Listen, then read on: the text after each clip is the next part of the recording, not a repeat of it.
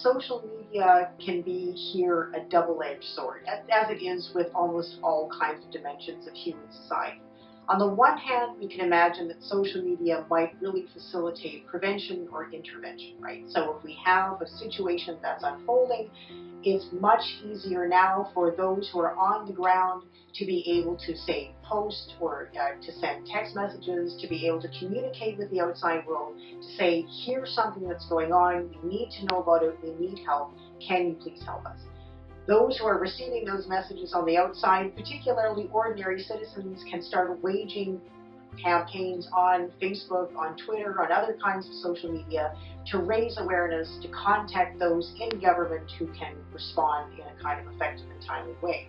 Now, having said that there is no guarantee that politicians, those who can make a difference, those who can respond, are actually going to listen to those messages. So we know that historically politicians have been very risk averse when it comes to intervention, and that would, I think, continue to be the case. I don't see why it would change just because the way in which ordinary people are communicating is through a new medium.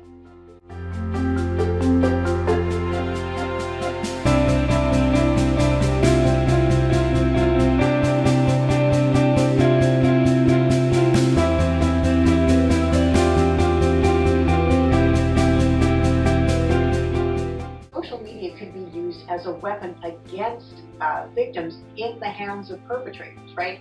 So there's a long history of propaganda, of negative discourse that frames victim groups in a certain way. It's overwhelming threats, need to be exterminated to save one's own society. And that message can be delivered in direct but also very subtle ways through social media.